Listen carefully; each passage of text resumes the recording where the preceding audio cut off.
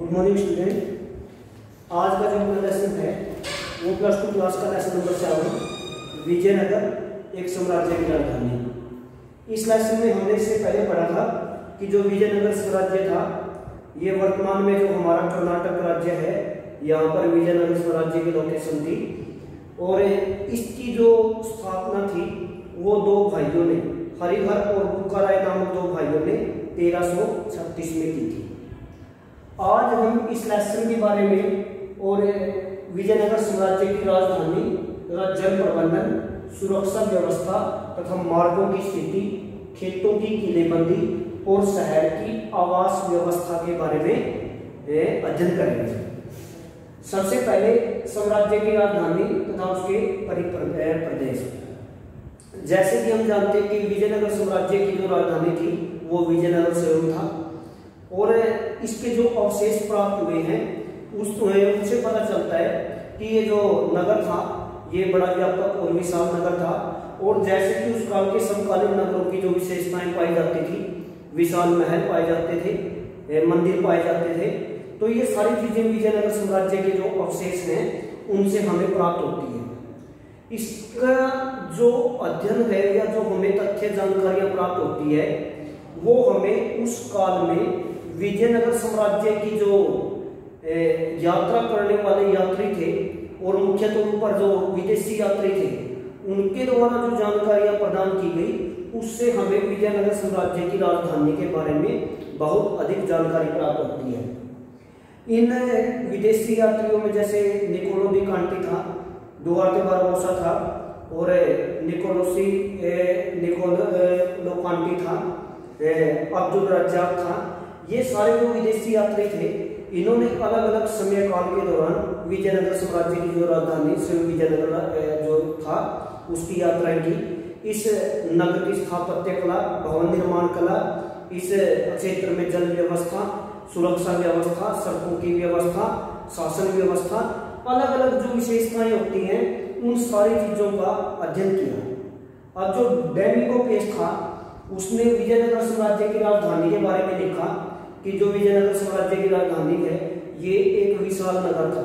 उस समय जो यूरोप के बड़े बड़े नगर थे जिनमें जैसे रोम था तो रोम से भी बड़ा विशाल नगर था और उसने कहा कि कोई शहर का ऐसा स्थान नहीं था जहां से इस नगर को पूरी तरह से देखा जा सके। इसलिए उसने कहा कि उसने इस नगर को देखने के लिए एक बड़ी पहाड़ी का प्रयोग किया। उस पहाड़ी से भी विजयनगर इतना विशाल शहर था कि पूरा दिखाई नहीं दिया, उसका परिमाप वो पूरी तरह से नहीं ले सका, उसका केवल कुछ भाग ही दिखाई देता है क्योंकि जो विजयनगर नगर था ये अनेक जो पहाड़ियां थी उन पहाड़ियों में फैला हुआ नगर था पूरी तरह से। उसके बाद हम अध्ययन करेंगे राजधानी में जल प्रबंधन, क्योंकि जो विजयनगर साम्राज्य था भौगोलिक रूप से एक ऐसा प्रदेश था जहां पानी की कमी पाई जाती थी। ये अक्षेत्र शुष्क अक्षेत्र था, इसलिए जल प्रबंधन करना इसके शासकों के लिए अति आवश्यक था। अब सबसे पहले जो विजयनगर के शासक थे उन्होंने जल प्रबंधन के ऊपर विशेष ध्यान दिया, चाहे वो हरिहर था, बुक्काराय था और सबसे प्रसिद्ध शासक कृष्णदेव राय। इन सभी ने जल प्रबंधन की व्यवस्था में महत्वपूर्ण भूमिका निभाई, चाहे वो शहरों में पानी की आवश्यकता को पूरा करना था या खेतों में सिंचाई के लिए। अब सबसे पहले तो विजयनगर के जो शासक थे उन्होंने जल प्रबंधन के लिए विशाल जलाशयों का निर्माण करवाया। इन जलाशयों में कमलपुरम जो जलाशय था वो सबसे प्रसिद्ध था। इसको शहर के उत्तर पूर्वी भाग में बनाया गया था और जो शहरी केंद्र था मुख्य रूप से जहां राज परिवार निवास करते थे और जहां विशाल मंदिर थे वहां की जल आपूर्ति जो थी वो कमलपुरम जो जलाशय था उससे की जाती थी। अब जो इसके अलावा बड़ी संख्या में, जैसे मैंने आपको बताया कि विजयनगर के जितने भी शासक थे वो जलाशयों का निर्माण करवाना अपनी शान समझते थे और जलाशयों के निर्माण में धन की कोई कमी नहीं आने दी जाती थी। यहाँ तक कि एक विदेशी यात्री ने कहा कि जलाशयों के निर्माण में उसने 20,000 तक मजदूरों को लगे हुए एक समय देखा। अब है कि जल प्रबंधन में इनके द्वारा जो सबसे पहले, जैसे मैंने आपको बताया कि विजयनगर साम्राज्य की जो प्रमुख नदी थी वो तुंगभद्रा नदी थी। तो इन्होंने तुंगभद्रा नदी के ऊपर बांध बनाया। बांध बनाने के बाद इस बांध से हरिया नामक नहर निकाली गई। आपसे पूछा जाएगा कि विजयनगर साम्राज्य की जल आपूर्ति में सबसे महत्वपूर्ण नहर कौन सी थी? वो थी हरिया नहर। जो हरिया नहर थी वो तुंगभद्रा नदी के ऊपर बांध बनाकर निकाली गई। इस नहर का प्रयोग न केवल शहरों की जो जल आपूर्ति की आवश्यकता थी उसको पूरा करने में किया जाता था, अपितु हरिया नहर का प्रयोग बड़े पैमाने पर जो सिंचाई थी, जो खेतों में सिंचाई की जाती थी, धान की जो खेती की जाती थी, उसके लिए भी हरिया नहर का प्रयोग किया जाता था। इनकी उच्च कोटि की जो जल प्रबंधन व्यवस्था थी उसके कारण कृषि का विकास हुआ। कृषि के विकास के कारण व्यापारिक विकास हुआ और ये राज्य आर्थिक रूप से समृद्ध हुआ।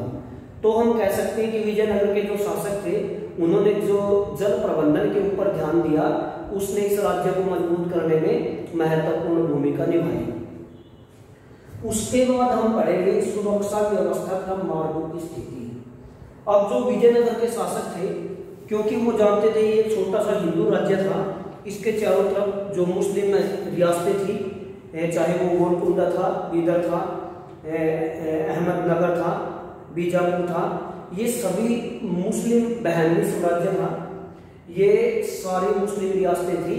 इनके साथ लगातार विजयनगर साम्राज्य का जो संघर्ष था वो चलता रहता था, लगातार लड़ाइयाँ होती रहती थी। तो विजयनगर के शासक अपनी सुरक्षा के लिए, अपने नगरों की सुरक्षा के लिए बड़े सचेत थे। तो उन्होंने अपने नगरों को सुव्यवस्थित ढंग से बनाया और उनकी किलेबंदी की गई। किलेबंदी की जो सबसे बड़ी विशेषता थी वो ये थी कि नॉर्मली हम जानते हैं कि प्राचीन काल में जो राजा होते थे वो एक दूसरे राज्य के नगरों के ऊपर हमले करते थे, उनको लूटा जाता था, उनके ऊपर कब्जा किया जाता था। तो इसलिए शहर की किलेबंदी सबसे महत्वपूर्ण थी। उस समय केवल सामान्य रूप से अधिकतर भारतीय जो नगर होते थे उनके चारों तरफ एक दीवार होती थी और उसके अंदर जो शहर होता था किलेबंद शहर कहलाता था।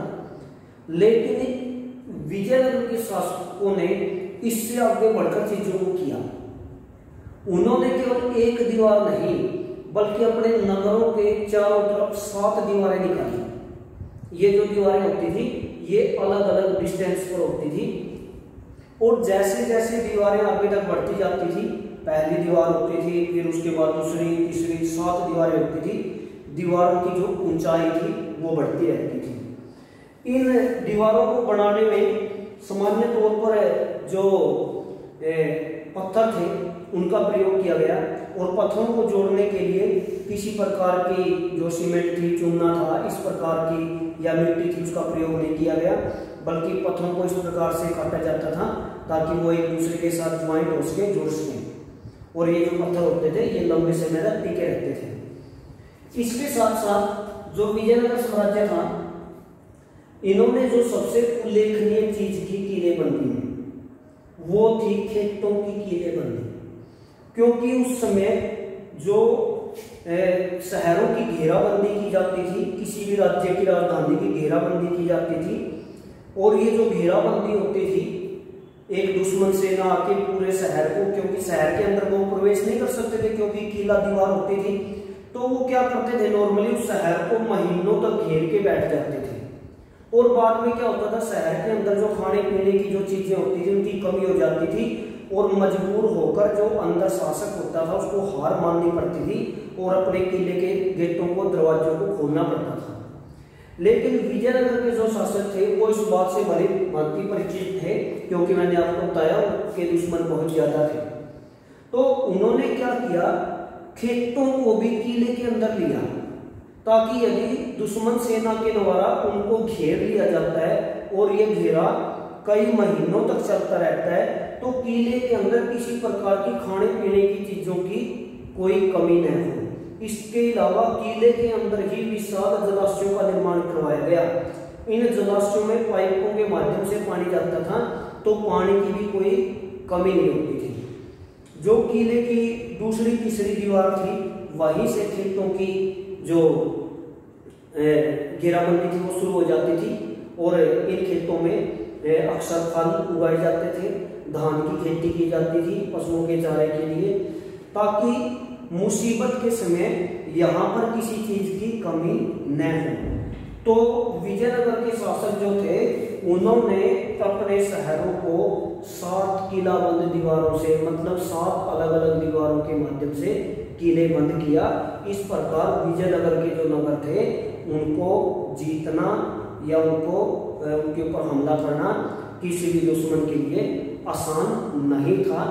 तो उनकी जो किलेबंदी थी वो पूरी दुनिया में प्रसिद्ध थी, क्योंकि नॉर्मली किलेबंदी में हम देखते हैं केवल शहर को लिया जाता था किले के अंदर दीवार के बीच में, लेकिन इन लोगों ने खेतों को भी किले के अंदर समाहित किया। उसके बाद है शहर की आवास व्यवस्था, कि जो विजयनगर साम्राज्य था इसके अंदर जो लोग निवास करते थे वो किस प्रकार के थे, भवन कैसे थे, किस क्षेत्र में किस प्रकार के लोग निवास करते थे, मंदिर किस दिशा में थे, राज परिवार कहाँ निवास करता था, आम लोगों के निवास स्थान कैसे होते थे, भवन निर्माण कला किस प्रकार की प्रयोग की गई थी, ये सारी चीजें शहर की आवास व्यवस्था के अंतर्गत आती हैं। जैसे कि विजयनगर साम्राज्य का उत्खनन हुआ, उसको साफ किया गया और एक विशाल शहर हमारे सामने आया।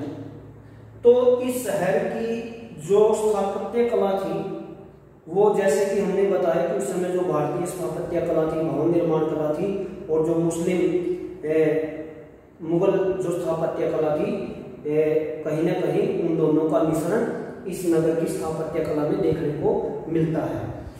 अब जो शहर का उत्तर पूर्वी भाग था, इस क्षेत्र में विशाल जो महल हैं, मंदिर हैं, शाही परिवार के जो निवास स्थान हैं वो पाए गए हैं।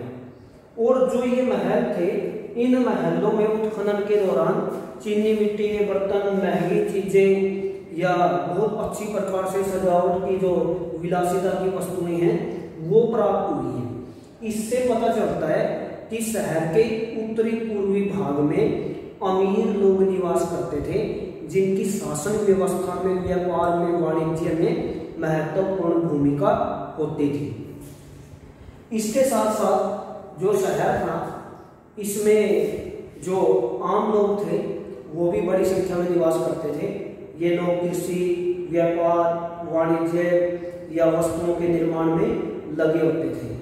तो इस प्रकार हम देखते हैं कि विजयनगर जो साम्राज्य था और जो उसकी राजधानी थी, विजयनगर खुद ही जो विजयनगर एक शहर था, तो ये स्थापत्य कला की दृष्टि से, जल निकासी और जल प्रबंधन की दृष्टि से, किलेबंदी की दृष्टि से बड़ी महत्वपूर्ण थी। ये जो प्रश्न है ये आपसे अलग अलग रूप में पूछे जाएंगे।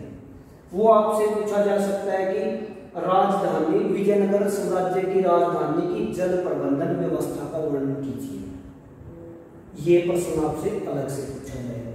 फिर आपसे प्रश्न पूछा जाएगा कि विजयनगर साम्राज्य के नगरों की सुरक्षा व्यवस्था का वर्णन कीजिए।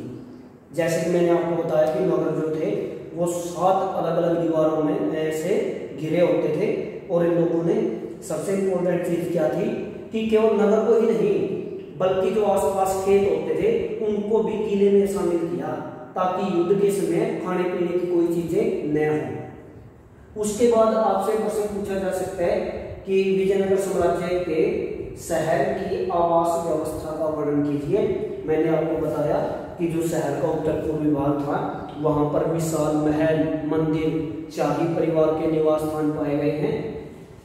कमलपुरम नामक एक जलाशय पाया गया है, तो लोटस महल पाया गया है, हजारा रामा मंदिर पाया गया है। तो इससे पता चलता है कि इस क्षेत्र में जो शहर के अमीर वर्ग थे वो निवास करते थे, और दूसरी साइड में कुछ ऐसे क्षेत्र थे जहां सामान्य प्रकार के मकान पाए गए हैं और उत्खनन में कोई विलासिता की वस्तुएं भी नहीं मिली। इससे पता चलता है कि वहाँ आम लोग निवास करते थे। तो ये सारे प्रश्न आपसे अलग अलग पूछे जाएंगे, आपको अलग अलग ढंग से इनको याद करना है। बड़ा सिंपल सा है, इसमें कोई ज्यादा मुश्किल वाली बात है नहीं। यदि कोई दिक्कत है तो आप टीचर से कांटेक्ट कर सकते हो, टीचर से पूछ सकते हो, कोई दिक्कत नहीं है। लेकिन आप पढ़ना जरूर शुरू कर दीजिए, क्योंकि बाद में इतना टाइम बचेगा नहीं। और ऐसा नहीं है कि एग्जाम नहीं होंगे, सब कुछ होगा, अप्रैल में ही होंगे। तो आप जो सेल्फ स्टडी है वो करना शुरू कर दो। यदि कुछ चीज़ें समझ में नहीं आती तो आप अपने टीचर से पूछ सकते हो, आपके लिए कोई नाम नहीं है। Thank you.